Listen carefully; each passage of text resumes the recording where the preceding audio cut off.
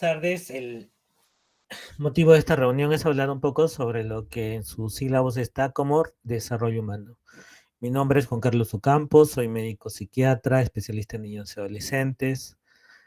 Trabajo en el Hospital Guillermo Alenada Irigoyen y seguramente ya les debió enseñar algún curso como ética médica o filosofía, no lo sé.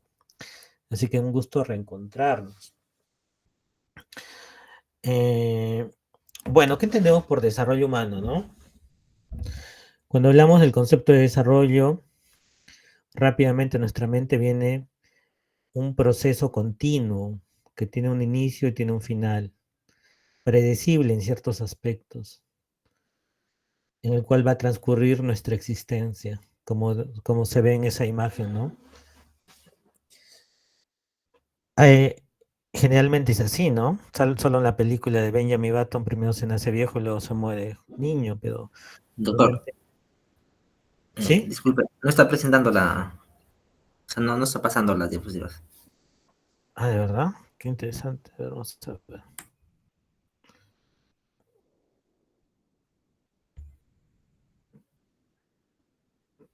A ver, vamos a poner toda nuestra pantalla, ¿ya?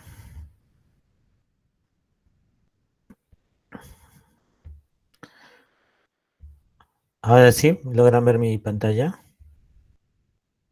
Sí, sí se ve. Sí, ahora sí.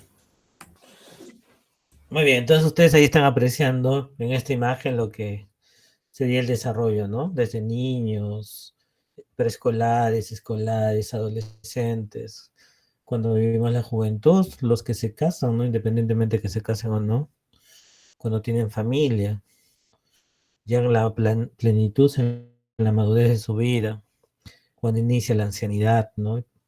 Entonces todo es un proceso, ¿no? Es un proceso indetenible, predecible, en el cual van a participar factores muy variables. Entonces ustedes acá están apreciando la imagen de lo que en algún momento fuimos, ¿no? Cada uno de nosotros.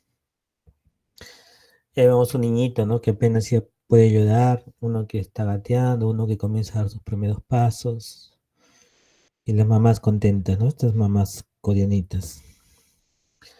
Ahí viene la adolescencia, ¿no? Donde vienen las sonrisas, el enamoramiento, el compartir juguetes. Viene, o quizás ya en nuestra adultez, ¿no? Con la pareja, o al final en nuestra ancianidad, ¿no? Todo es un proceso. Por lo tanto, el desarrollo se refiere a los cambios sistemáticos que ocurren en el individuo entre el momento de la concepción y el momento en el que el individuo muere. El término sistemático implica que los cambios del desarrollo son de alguna manera ordenados y tienen patrones que ocurren en la persona entre la concepción y la muerte, ¿no? No sé si reconocen a ese personaje. A ver, vamos a ver quién está acá. Kevin Gutiérrez está. Buenas tardes, doctora presente. Muy bien, Kevin, dime, ¿conoces ese personaje que está en el medio? Sinceramente no, doctor. Bueno, si a mí me lo muestran si no preparo esta clase, también no lo conocería, creo yo. Y ahora sí ya lo reconoces, Así es el actor DiCaprio. Leonardo DiCaprio, ¿no? Entonces ustedes podemos, pero ¿qué es lo que pasa, no? ¿Qué es lo que puede transcurrir para que nosotros tengamos una identidad, nos reconozcamos, ¿no? Entonces aparece una primera pregunta. ¿Qué cambió en tu vida, en tu persona, cuando eras un bebé, un niño o adolescente y en tu actualidad? Y tú mismo, Kevin, ¿qué cambios has visto? A ver, responde esa pregunta. ¿Qué cambios observas ahí? Bueno, hay cambios a nivel corporal, también de personalidad y independencia, un desarrollo más amplio en la persona.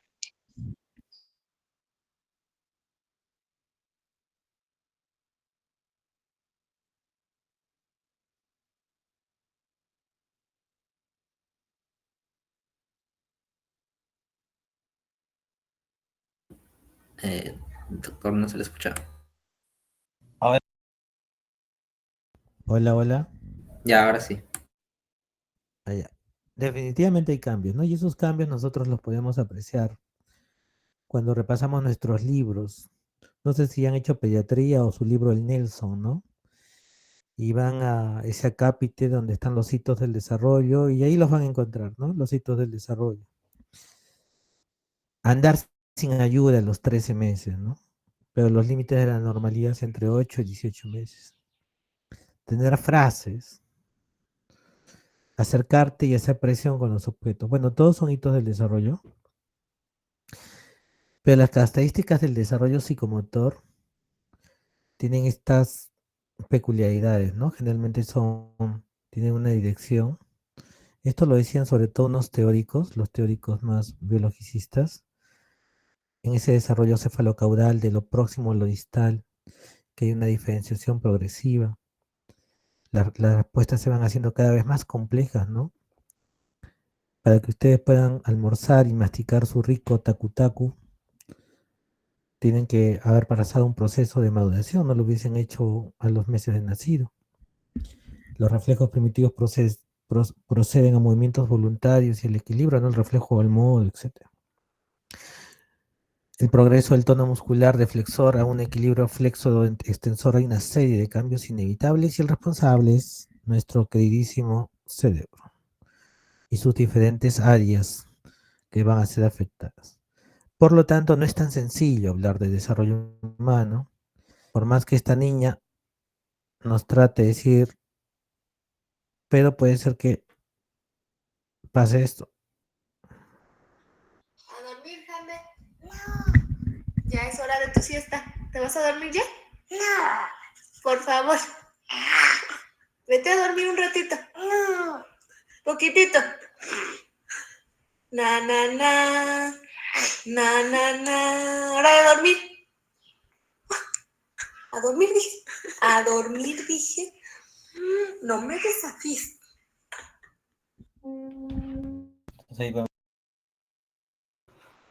Que tiene 2 añitos y ha aprendido a decir no, ¿no? Interesante. A dormir, Jaime. No.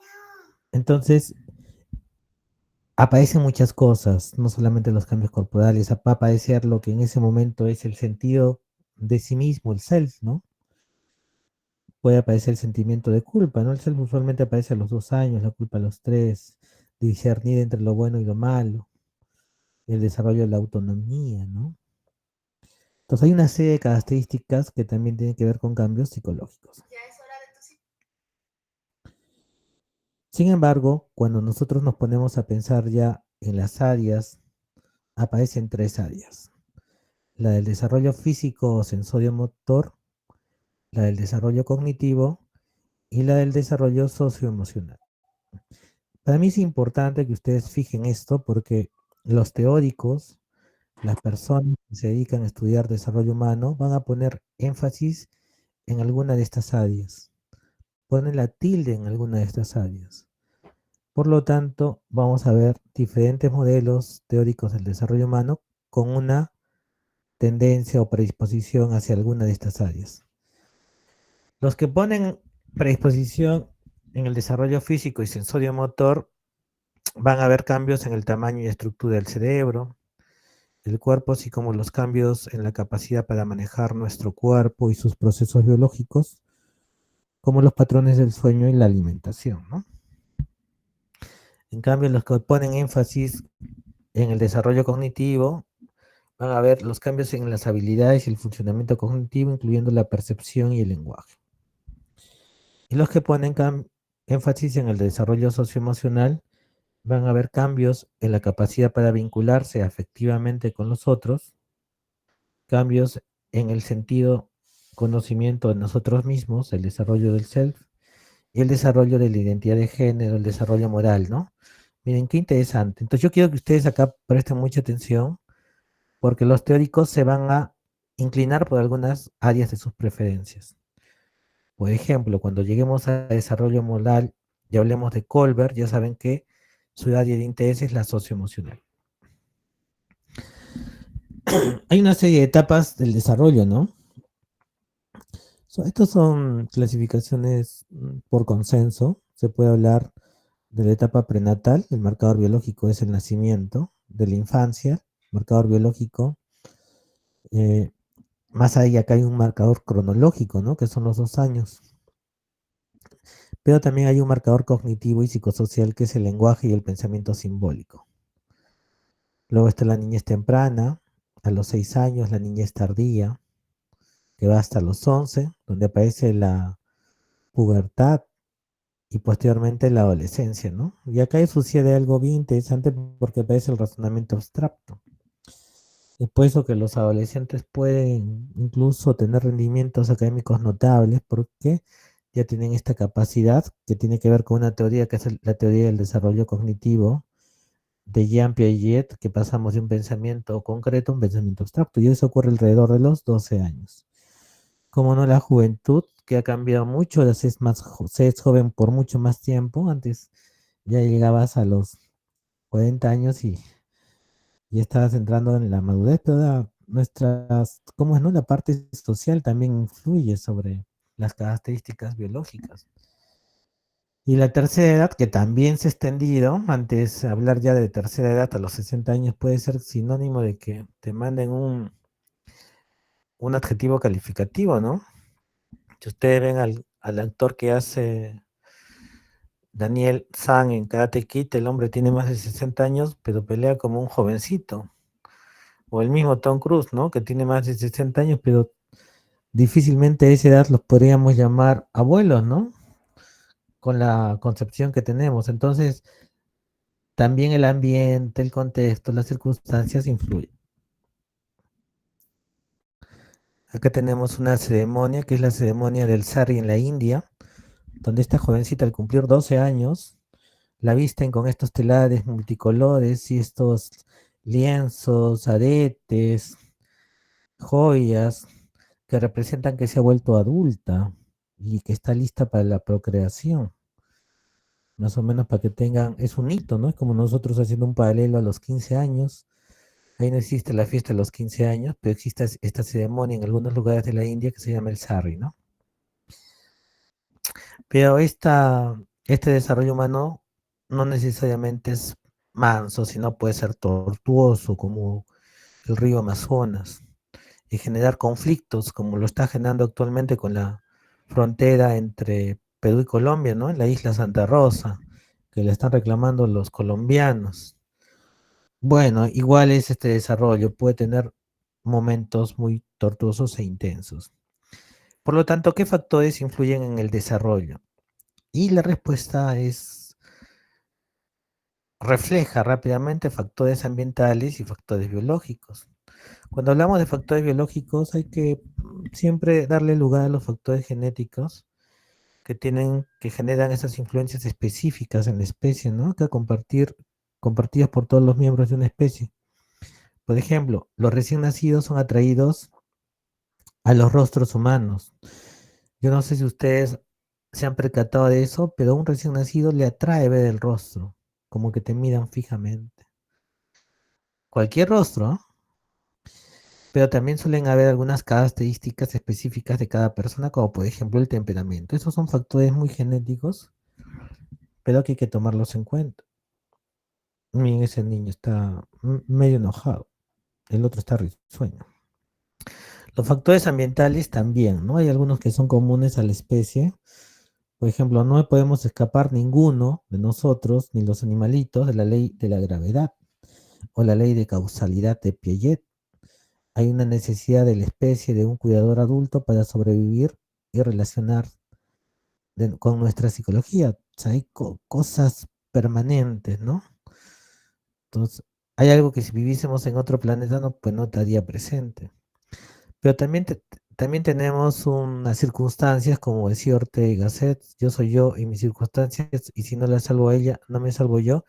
También hay un contexto histórico, ¿no? Porque hay factores ambientales que caracterizan un momento de nuestra historia, tales como las ideas prevalentes, hechos públicos, la tecnología disponible. Por ejemplo, esta clase está hecha con una etapa que hasta el año 2000 18, 19 antes prepandemia, sería imposible imaginar que haya evolucionado tan rápido. Pero es parte de la tecnología disponible, ¿no? Ahora muchos de ustedes utilizan la realidad de inteligencia artificial, ¿no? Para trabajar, pero también tiene sus vicios. Bueno, somos hijos de nuestro tiempo. Esto cultural que tiene que ver con ese conjunto de actitudes compartidas, representaciones, valores y prácticas que caracterizan a un grupo social. Ejemplo, los bebés F en el África y los Kandoshi y los patrones del sueño, ¿no? ¿Qué es lo que pasa con esta población africana? Es que ellos son cuidados por personas nómades que permanentemente viven de la casa. Por lo tanto, van a tener patrones del sueño diferentes. Por lo tanto, la cultura va a determinar diferentes líneas y metas en el desarrollo. También suelen tener varias mamás, porque algunas se quedan como cuidadoras, mientras otras salen. También el contexto socioeconómico, ¿no? Que incluye no solamente el ingreso económico, sino también variables sociales como nivel de educación y lugar de residencia.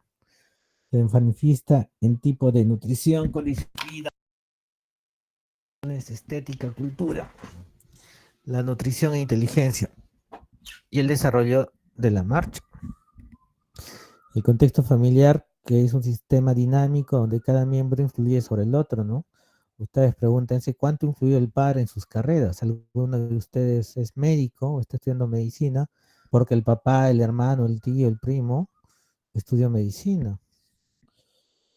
O también por otros subsistemas, ¿no? De repente han conocido alguna persona que ha influido sobre ustedes y les ha nacido ese deseo.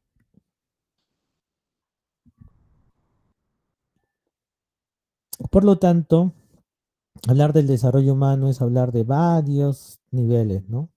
No solamente la parte genética, ni el contexto familiar, ni contexto socioeconómico, cultural, el ambiente común, sino estamos hablando de una serie de cosas progresivas. Por lo tanto, es un fenómeno evolutivo complejo, producto de interacciones multidireccionales entre factores biológicos e influencias ambientales a través del tiempo.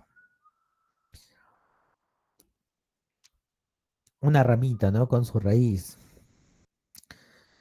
Bueno, cuando hablamos de desarrollo humano hay como dos grandes áreas en el desarrollo humano. Uno es la psicopatología del desarrollo humano, el otro es la psicología del desarrollo humano.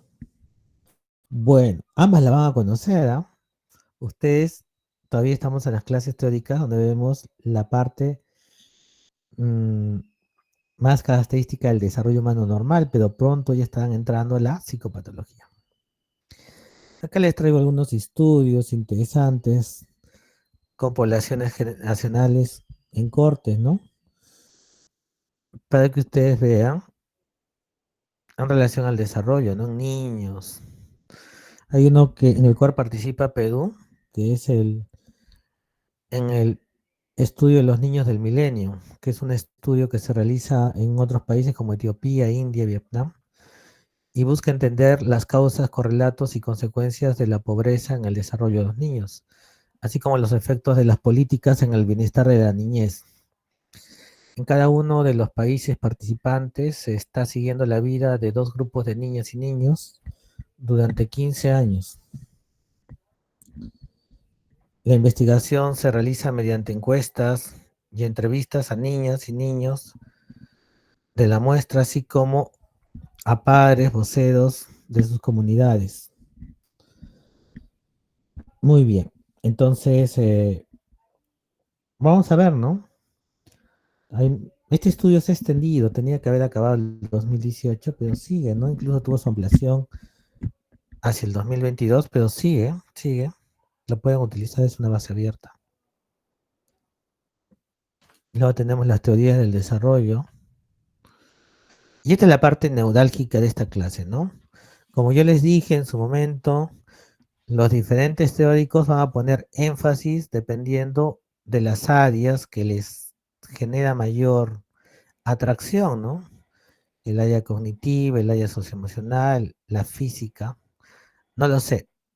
Pero ahora vamos a conocerlos y vamos a descubrir cuál es su interés. Lo cierto es que las teorías se dividen en teorías biológicas, teorías psicodinámicas, teorías de aprendizaje conductual, cognitivas y contextuales. Yo en este cuadrito les estoy poniendo un representante del modelo clásico y los contemporáneos. Por ejemplo, un representante es Jessel, un pediatra, en relación a las teorías biológicas de maduración. Pero más contemporáneos ya es John Bowlby y Sandra Scott, que unos trabajan la parte genética y el apego. Cuando hablamos de psicodinámicas, el clásico doctor Sigmund Freud, con su psicoanálisis clásico, es un buen ejemplo, ¿no? Él lo estudia con sus etapas del desarrollo psicosexual.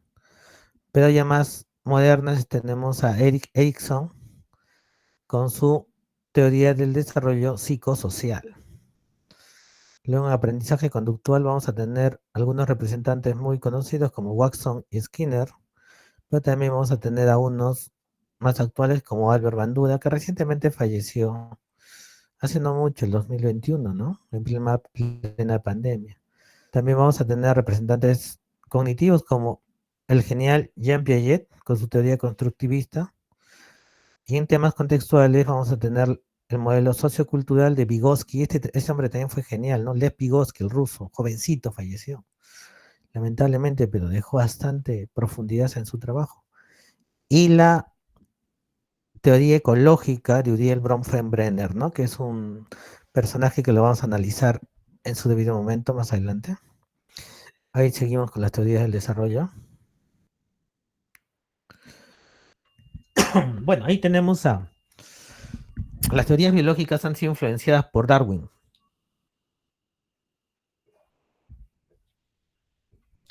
Estas enfatizan los aspectos biológicos del desarrollo, ¿no? El desarrollo desde dentro del organismo va a dar mayor énfasis a la genética. El desarrollo sigue prácticamente una secuencia determinada, fija, programada por los genes, como la dictadura de los genes, ¿no?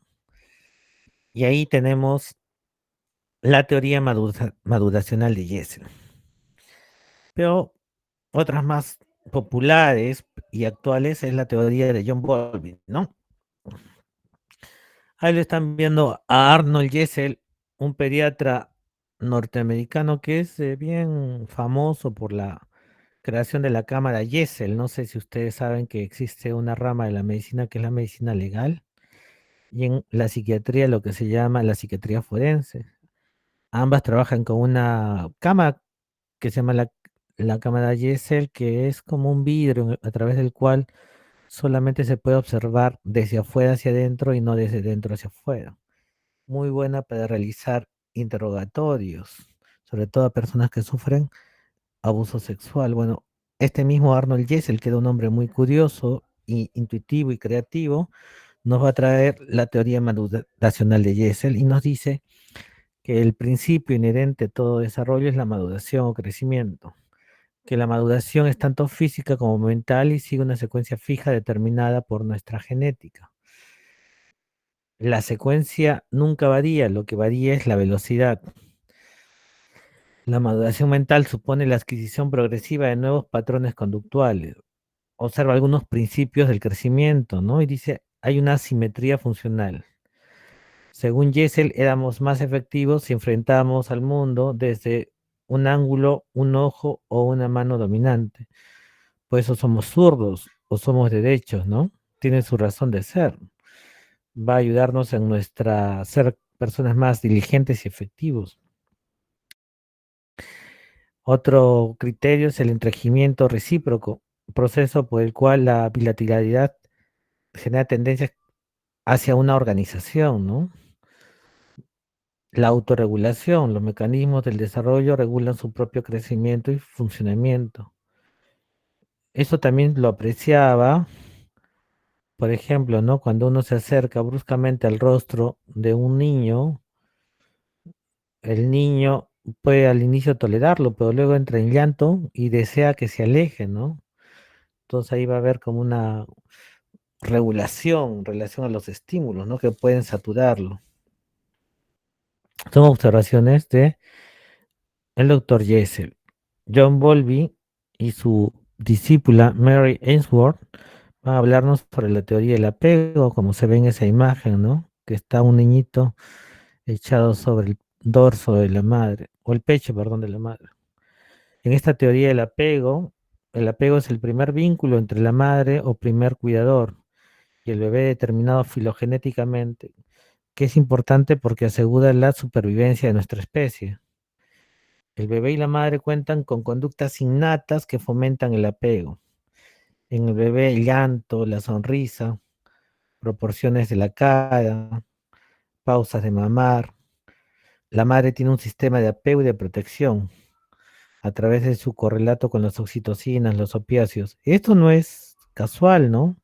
Ha sido utilizado por la industria cinematográfica y prueba de esto es, por ejemplo, Mickey Mouse, Pluto, Daisy. Todos ellos tenían algo en común, que eran los ojos grandes, la cabeza más grande en relación al cuerpo. Bueno, son características, ¿no? Que tienen que ver con el apego y son características biológicas. Y que lo aplicó para la utilidad el genial Walt Disney en la creación de sus dibujos, ¿no? No es casual que Mickey Mouse pues sea cabezoncito, que tenga los ojos grandes, genera ternura, ¿no? Es una característica muy biológica. La importancia del ambiente, particularmente la calidad de relación para determinar el tipo de apego. Y Ainsworth nos habla de la sensibilidad materna y de los tipos de apego. Acá es muy importante recordar que el apego es como una necesidad que todos tenemos de tener una figura que nos brinde seguridad y afecto. Y cuando no la tienes, puedes desarrollar un apego no saludable o patológico. Eso lo veremos en su momento, ¿no? Pero también no solamente tiene que ver con el contacto físico, que es lo que originalmente se pensaba, sino con la capacidad de proveer, ¿no? De asistir cuando el niño lo requiere. Miren, este es un personaje muy interesante porque se llama Konrad Lorenz. Es un etólogo. Un etólogo son aquellos especialistas que estudian la conducta animal. Este etólogo se llama Laurent Colbert. Así que a la cabeza de su curiosa familia, le valdrán a Konrad Lorenz el Premio Nobel de Fisiología y Medicina en 1973.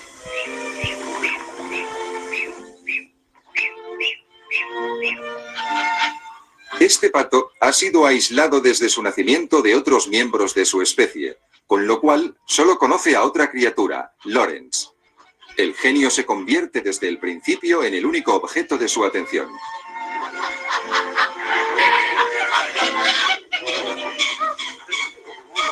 Según Lorenz, este mismo fenómeno tiene lugar entre las distintas especies animales. This cock thinks he's a duck.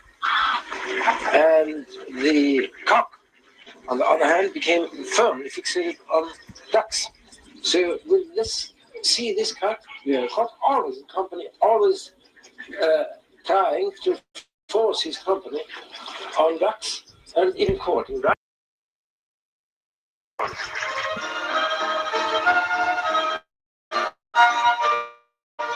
Por tanto, el sentimiento de identificación no sabe de barreras entre especies.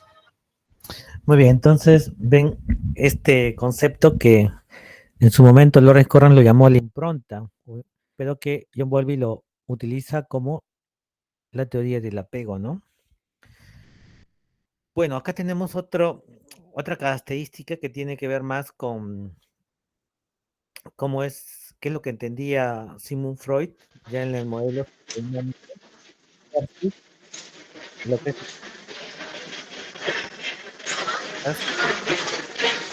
¿ya?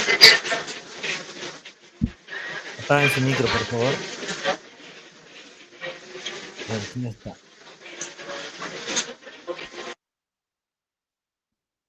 ¿Ya apagaron su micro? No, ya.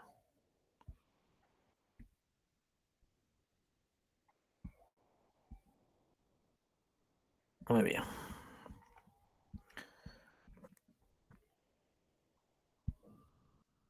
Acá está. Este es bien interesante porque Acá vamos a ver dos ideas contrarias. Por un lado, Sigmund Freud decía que lo más importante era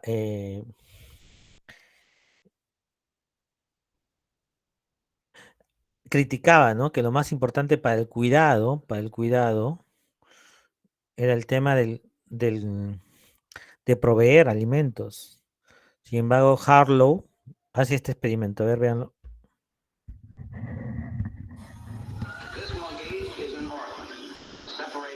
Harry Harlow, un psicólogo que estudiaba a los monos, al que vemos en estas imágenes, se quedó sorprendido viendo lo importante que resultaba para monos pequeños que criaba en una jaula sin contacto con su madre, un pañal o un trozo de trapo que se solía dejar en el suelo de la jaula. Lo que vamos a ver son unas imágenes de una película realizada en 1961 que describe las experiencias de Harlow y que tiene ya un valor histórico. Harlow observó, como estamos viendo, que el monito protestaba con enorme viveza e intensidad cuando, para limpiar la jaula, se le sacaba ese trozo de trapo. Era como si los monitos establecieran relaciones estrechas con esa tela.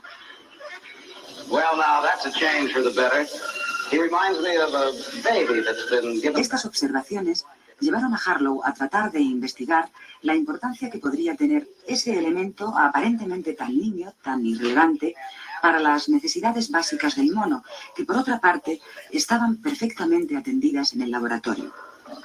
A partir de aquí realizó una serie de experimentos que se han hecho famosos, en los cuales crió monos recién nacidos durante meses con una madre de alambres desnudos y con una madre que estaba recubierta de felpa, sin otro contacto con congéneres.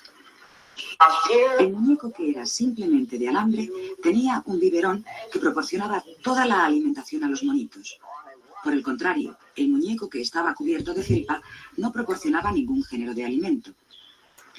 El mono se dirige a la madre de alambre para tomar el biberón y luego a la de felpa.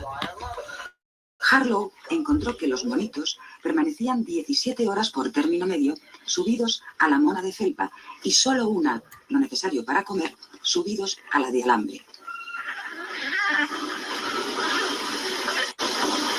Pero además, el vínculo que establecían con la mona de felpa, que no proporcionaba ningún alimento y solo una superficie y un contacto confortable, era muy fuerte. Veamos lo que sucede cuando se introduce en la jaula este objeto terrorífico.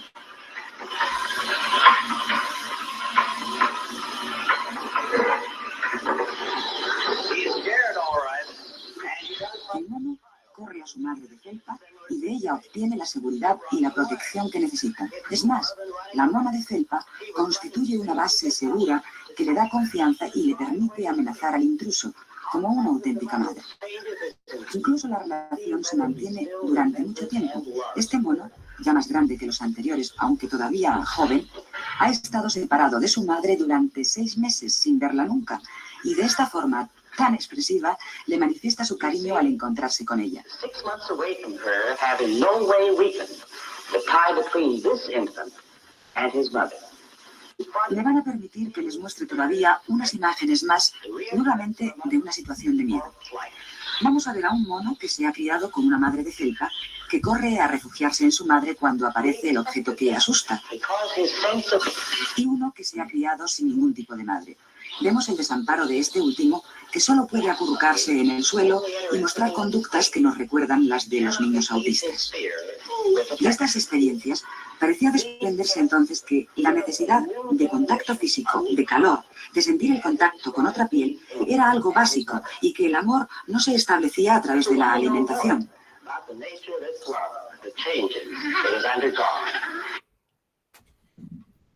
Muy bien, entonces, ¿cómo no?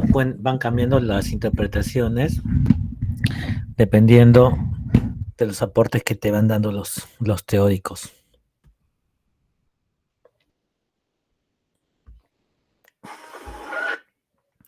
Bueno, prosiguiendo con las teorías biológicas, ahí tenemos a Sandra Scarp, todavía vive.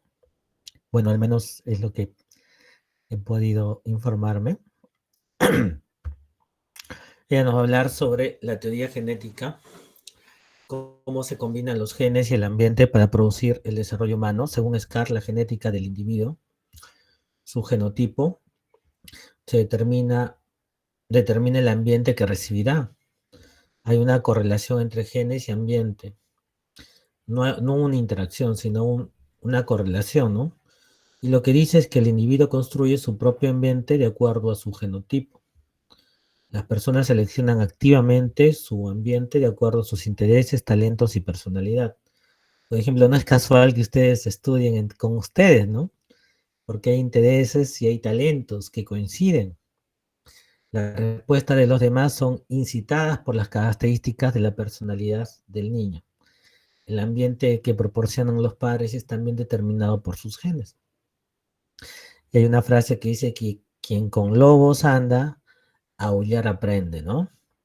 Entonces, parece ser que la genética nos marca, ya sé que incluso escojamos las cosas que hacemos. Ella también utiliza el concepto de ambiente promedio esperable de Levin. Habla de una preadaptación para responder a un rango de oportunidades que da el ambiente y una variación a la variedad de patrones de estimulación dentro de ese ambiente promedio esperable que promueven oportunidades funcionalmente equivalentes para el desarrollo. Hay diferencias, por ejemplo, ¿no? Las diferencias parentales, te toca un padre castigador, agresivo, o un padre permisivo por el otro lado, va a influenciar sobre diferencias individuales, pero hasta cierto punto, porque eso tendría que ser con el ambiente promedio esperable. Sin embargo, esos límites, los ambientes que caen por fuera de esos límites normales, de repente no solamente es que es un padre exigente y agresivo, sino que también de repente realiza tocamientos o le realiza un acto de maldad grotesco, entonces sale el límite y ya genera una alteración, ¿no? Como podría serlo el maltrato o el abuso sexual. Siempre hay una gota que derrama el vaso. Entonces, hay críticas a Sandra Scar. Se dice que no queda claro cuáles son los límites del ambiente promedio esperable. Hay diferencias de estilos de los padres, sí hacen diferencia. Eso se ha visto, ¿no? No, por más que se trate de hablar de un ambiente promedio esperable, sí hay diferencias que generan algunos padres, ¿no? Que promueven algunos padres con sus conductas y sus estilos de crianza. El ambiente también es activo, no solo responde a lo que el individuo suscita. Los niños inteligentes son estimulados por profesores o son víctimas del bullying, ¿no? Entonces, si tú vas a un niño de talentos, el otro día hablaba con un prominente médico en la Ciudad de México y me confiesa y me dice en una tertulia, doctor Ocampo, yo cuando estaba en secundaria sufría de bullying y un año falté al colegio.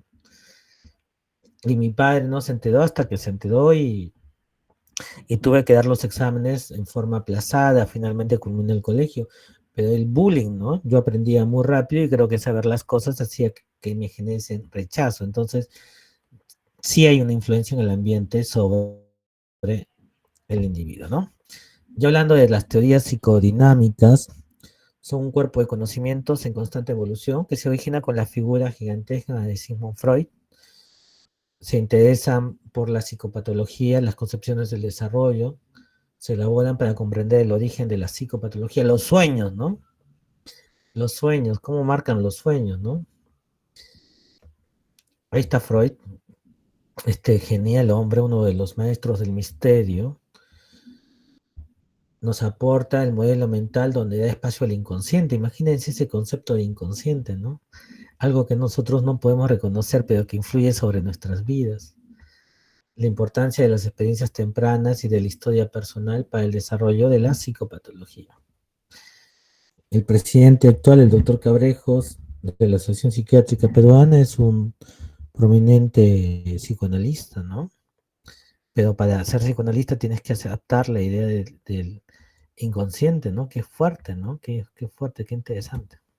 Por eso es uno de los maestros del misterio, porque su pensamiento es disruptivo. Bueno, que hay un modelo, ¿no? Lo que él hablaba, esto lo han aprendido probablemente antes, ¿no? La parte preconsciente, la parte inconsciente, el yo, el ello, el super yo. Lo cierto es que nos aporta una teoría del desarrollo psicosexual que se basa en el desarrollo de la libido, ¿no? Que es esa energía sexual o de vida. Para Freud todo es sexo. Hay un concepto de fijación y regresión.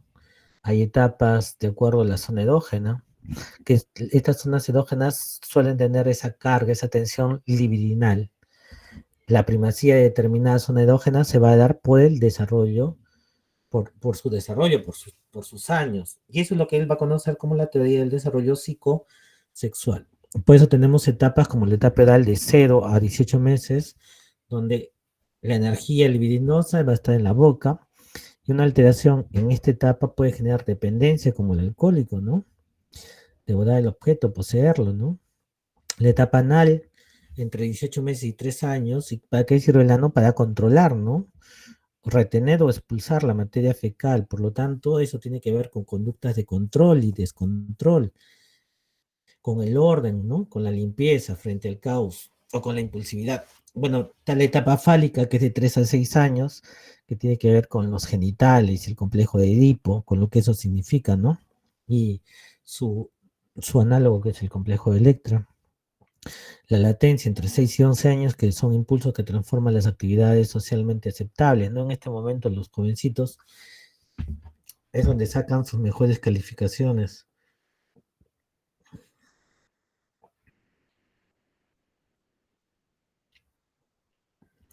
Y luego está la etapa, la de latencia de 6 a 11 años, que les dije, es una etapa simpática, tranquila, y finalmente otra vez irrumpe la etapa genital, ¿no? Bueno, esta es ya una teoría psicodinámica más moderna, es Erik Erikson. Él nos va a traer su teoría del desarrollo psicosocial, que es una teoría más completa porque va a hablarnos a lo largo de toda la vida. Le da más importancia al yo, a diferencia de Sigmund Freud, que me habla más del inconsciente. Este le da más importancia al yo y a los procesos de socialización. Incluye al medio social más amplio, ¿no?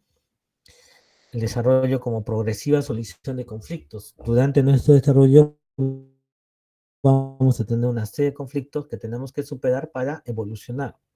Y ahí ustedes están viendo las diferentes etapas del desarrollo psicosexual de Erikson y pueden ver los diferentes conflictos. A manera de ejemplo, pues, tienen ustedes que una persona de 11 a 20 años que está viviendo su adolescencia, en ese momento va a tener un conflicto, ¿no?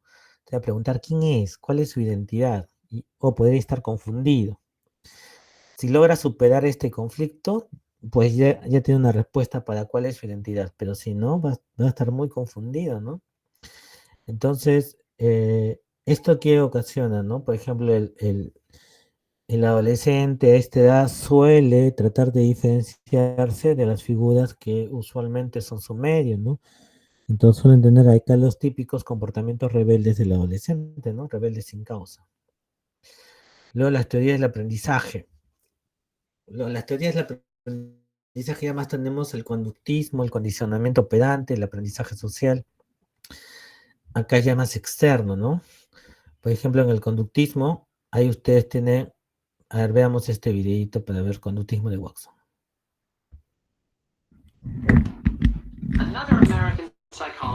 Otro psicólogo norteamericano muy influenciado por Pavlov fue John B. Watson. Watson creía que en psicología lo único viable de estudio científico eran las conductas aprendidas observables. Atacó las doctrinas sobre rasgos heredados e instintos como causa de un comportamiento. En su lugar, habló del poder ilimitado del condicionamiento y del control del entorno para modelar el comportamiento tanto de animales como de seres humanos. Para estudiar el poder del condicionamiento, Watson utilizó bebés como sujetos de estudio, tal como vemos en estas imágenes de 1920. Watson demostró que se podía aprender emociones fuertes en una situación por condicionamiento y después generalizarlas o transferirlas a otras situaciones similares sin tener que repetir el condicionamiento original. Watson y su ayudante, Rosalie Reiner, condicionaron a los bebés para asustarse con un ratón blanco que antes les había gustado. En este caso, trabajaron con un bebé de 8 meses, el pequeño Albert. Cada vez que aparecía el ratón, se hacía sonar un ruidoso gong que alarmaba al bebé. Poco después, la aparición del ratón solo era suficiente para asustar al bebé y hacerle llorar. Se estaba operando un condicionamiento clásico. Cuando el bebé se alejaba gateando del ratón hacia un sitio seguro, su comportamiento resultaba recompensado y de este modo su miedo se reducía. En ese momento se estaba operando un condicionamiento instrumental. Más adelante, cuando el bebé veía algún estímulo similar al ratón, un conejo, un perro, un abrigo de piel, una máscara, su miedo aprendido se había generalizado para cualquiera de ellos. Aquellos bebés que antes no tenían miedo de nada, ahora se atemorizaban fácilmente por una gran cantidad de cosas inofensivas. Este primer estudio de Watson fue controvertido debido a la utilización de bebés. Hoy en día, un experimento de este tipo no podría llevarse a cabo debido a las estrictas directrices éticas que gobiernan el tratamiento de todo tipo de sujetos de investigación, tanto humanos como animales. Algunos años después de estas demostraciones, un miembro del equipo de Watson, Mary Cover Jones, desarrolló técnicas para eliminar miedos ocasionados por condicionamientos naturales en adolescentes. Jones fue la primera terapeuta conductista. Pero estas técnicas llegaron demasiado tarde para algunos de los sujetos de Watson. El destino del pequeño Albert permanece en la incógnita. Pobre pequeño Albert, ¿no? Muy bien, entonces ustedes se dan cuenta que este es un proceso continuo. Por lo tanto, aquí en estos modelos hay como una influencia del ambiente, ¿no? Lo que marca.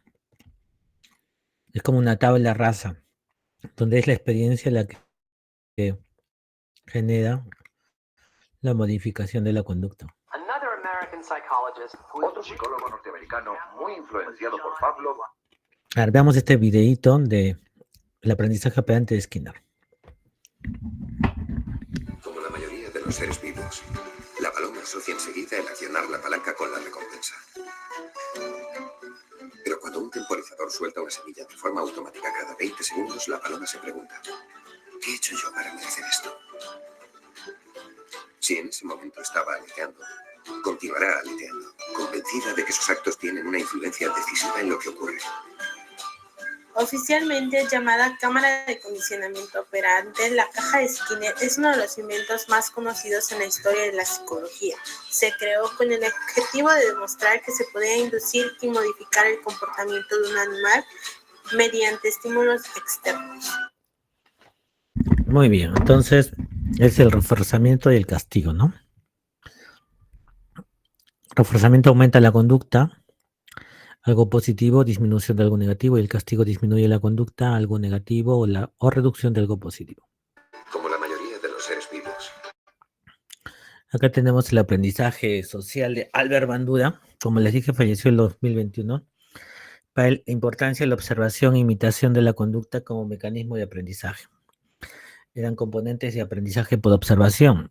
Esta figura muestra que un adulto golpea a este muñeco, el tente tieso, y luego el niño repite los actos. Es por eso que uno de los mecanismos más potentes de aprendizaje en la infancia y adolescencia es la imitación. Y en las teorías cognitivas tenemos principalmente la de Piaget. Este sabio nos va a hablar sobre su teoría de epistemología genética. El desarrollo cognitivo como una secuencia de estructuras mentales cada vez más complejas que construye el individuo en su interacción con el mundo. El desarrollo cognitivo depende de la interacción del mundo físico. El niño interactúa con el mundo, es un agente activo, un experimentador, un constructor activo de su conocimiento. La acción en el mundo físico produce estructuras mentales. Este también es muy influyente en los modelos educativos, ¿no? Como el modelo constructivista, que es de alguna manera lo que más se utiliza en las universidades. También invariantes funcionales como herramientas de orden biológico nos permite construir nuestro conocimiento. La biología nos permite interactuar con el mundo y adaptarnos a él. Acá tiene una serie de conceptos, ¿no? Dice que nosotros tenemos algo como esquema, que es una estructura mental. Por ejemplo, aquí en esta imagen, ¿no? El camello. Yo sé, digamos, que mi esquema no conoce al camello, ¿no? Yo solamente conozco otros tipos de cuadrúpedos. Entonces, cuando llega algo que es una información diferente a lo que yo conozco, va a procesarse un proceso de asimilación y acomodación, que son mecanismos biológicos que nos sirven para adaptarnos al mundo. Entonces, yo puedo ver, ¿no?, por las formas, un proceso de asimilación y tratar de encontrar características, ¿no?, similares a las cosas o esquemas que yo ya tengo, hasta que finalmente tengo que tener tendencia al equilibrio, porque ya se está reorganizando el nuevo conocimiento. Es un conocimiento, se organiza con una estructura superior, ¿no? Entonces, bien, bien compleja esta teoría que tienen los teóricos de Piaget, queda muy en boga, ¿no? Ya en relación a los periodos que él habla, identifica 4 que son el periodo sensorio-motor de 0 a 2 años. Hay esquemas de acciones motoras a través de reacciones circulares primarias y secundarias. Estos conceptos son bien interesantes porque nos dicen que es como algo que nosotros vamos a aprender desde pequeñitos en relación a los objetos que nos aproximamos, pero con algunas dificultades, ¿no? Como la etapa preoperacional, donde el pensamiento simbólico es bien complicado. Si bien es cierto, aparece, pero es difícil de dominarlo. La capacidad de representar objetos o acciones con otros objetos o símbolos. Sin embargo, cuando aparecen las operaciones concretas, ya aparecen las operaciones lógicas, ¿no? La suma, la resta, la división. Pero aún no podemos salir de eso hasta que llegue el pensamiento formal, que ocurre con la adolescencia, ¿no? Es ahí que recién puedo yo abstraerme y pensar en cosas que no son hiperrealísticas, porque hasta antes el nivel de operaciones, el periodo de operaciones concretas era como muy hiperrealístico, ¿no? Uno ve lo que observa, por ejemplo, el típico eh, modelo del péndulo, ¿no? Se le pregunta a una persona que observa un péndulo y se le dice, ¿qué mueve el péndulo? Y uno dice, bueno, una fuerza que lo empujó, ¿no? Lo mueve el péndulo. De repente también la soga, ¿no? Mueve el péndulo, ¿no? Sin embargo, cuando ya tú superas esta etapa, vas a decir, no, pues puede ser que esté moviendo el péndulo la ley de la gravedad. Pero la ley de la gravedad se entiende conceptualmente, pero no concretamente. Sin embargo, a esta edad ya se puede tener ese tipo de certeza, ¿no? Ya cuando hablamos de teorías contextuales, estas enfatizan más la importancia del contexto y la cultura en el desarrollo, ¿no? Ahí tenemos la teoría sociocultural de Lev Vygotsky, la de Uriel Bronfenbrenner. Ahí lo tienen al ruso jovencito, ¿no? Si se dan cuenta, este vivió apenas 38 años. 38 años. Y tuvo una influencia producto de la época, ¿no? Por Marx, Engels, sobre la importancia de la tecnología. ¿Qué diría Vygotsky actualmente, ¿no? Con esto de la inteligencia artificial y las redes virtuales, solamente diría, o nos diría, les dije, ¿no? Les avisé. Entonces, hay una importancia en la tecnología y una cultura para el desarrollo humano. Y las ideas de Marx, por ejemplo, es que a través de la tecnología que los seres humanos conquistan su ambiente. Engels, nuestras capacidades y relaciones sociales están determinadas por la tecnología de nuestro tiempo. Vygotsky amplía y habla también de herramientas psicológicas, lo pone a la misma par de lo tecnológico, pero lo lleva a lo psicológico, que nos provee nuestra cultura como signos, y él sobre todo se refiere al lenguaje, no a la escritura. Y eso también, como decía el famoso filósofo Ludwig Wittgenstein, los límites de mi lenguaje son los límites de mi realidad, ¿no? O sea, el lenguaje siempre marca nuestra vida. Luego aparece esta teoría sociocultural que nos trae Vygotsky, en la cual el desarrollo de la apropiación progresiva de la cultura por parte del niño en una dinámica dialéctica a través de las interacciones sociales. El desarrollo de habilidades intelectuales es influenciada por la interacción con adultos más avanzados. El adulto permite al niño organizar el aprendizaje antes de que pueda ser internalizado. Este es un proceso interpersonal que se transforma en intrapersonal. Por lo tanto, Lev Vygotsky es un promotor de la importancia de la educación formal y más aún porque él no sabe qué es la distancia entre el nivel del desarrollo actual y el nivel del desarrollo potencial que puede ser adquirido con la ayuda de un otro. ¿Quién es ese otro? El profesor, un adulto, que puede facilitar, ¿no?, el aprendizaje. Los adultos dirigen el aprendizaje de los niños de manera más efectiva en esta zona. Habilidades superiores son usadas competentemente en la interacción y luego interiorizadas reorganizando el pensamiento. Por eso aparece un concepto de andamiaje. Cuanto menor es la capacidad de un niño para hacer una tarea, tanto más dirección debe darle el adulto. O sea, mientras menos sepa, más hay que ayudarlo. A medida que el niño va progresando, el adulto ayuda cada vez menos y finalmente se retira, ¿no? Y finalmente acá tiene Alfred Bronfenbrenner, que nos habla de la teoría ecológica. Él dice que la acomodación mutua y progresiva entre un ser humano activo y en crecimiento y los escenarios o ambientes en que vive. Hay un ambiente ecológico que es el conjunto de estructuras concéntricas desde la cara hasta las grandes culturas. Y esto se ve mejor acá. Este es el modelo ecológico de Bronfenbrenner. Y ustedes pueden ver ahí a cualquier persona, en este caso este niño, ¿no? Tiene un microsistema. ¿Y cuál es un microsistema? Pues lo más mínimo, ¿no? Su cuerpito. Y luego ya aparece un mesosistema donde aparece la figura de la familia, pero no es lo único que hay, ¿no? Está el colegio, están los servicios de salud, están los servicios de recreo, la religión, etc. Pero luego aparece un exosistema, ¿no? Donde ya es la familia extendida o los centros de trabajo donde van sus padres, donde se quedan horas. Finalmente aparece un macrosistema, que son las ideologías del momento, ¿no?, de la época. Un sistema, ¿no?, que es mucho más amplio, que tiene que ver por épocas de la humanidad. Entonces ahí tienen un microsistema que es un entorno inmediato donde se desenvuelve la persona, familia, grupos de padres, vecindario.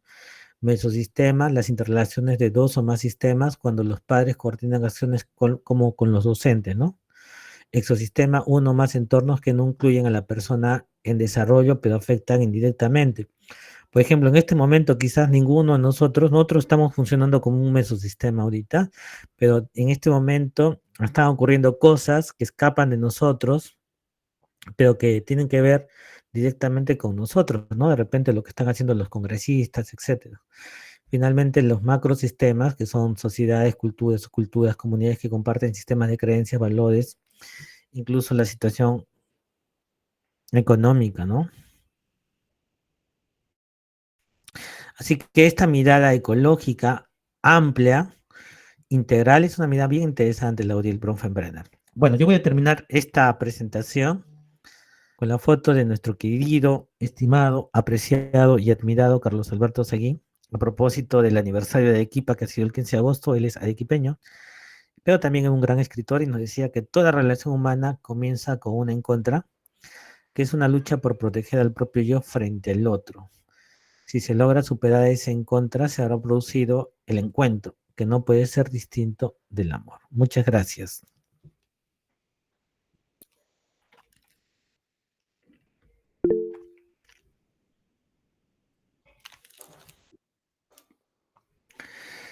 Muy bien, entonces nos vamos a quedar acá. Yo creo que algo que ustedes tienen que ya recordar para el examen, por favor, presten atención. Yo creo que las etapas del desarrollo psicosocial de Eric Edison es muy importante, sobre todo en relación a la adolescencia. Me importan mucho los cambios en la adolescencia. También las etapas del desarrollo cognitivo de Jean Piaget, también en relación a la adolescencia. Yo les voy a mandar un casito clínico en relación a eso, y ustedes me van a tener que fundamentar bajo el modelo teórico de tal autor en qué etapa se encontraría, ¿no? Un poquito para que ustedes pongan, pero me interesa mucho la adolescencia. Creo que es muy fundamental porque ustedes van a trabajar con jóvenes, adolescentes, cuando salgan al CEDUM, y la forma de relacionarlos con ellos, en cómo actúan, va a ser diferente. Así que agradezco la atención prestada y nos estamos viendo ya cuando estén en la clase o en la próxima clase, ¿sí? Muchas gracias. Gracias, doctor. Hasta luego. Gracias, doctor.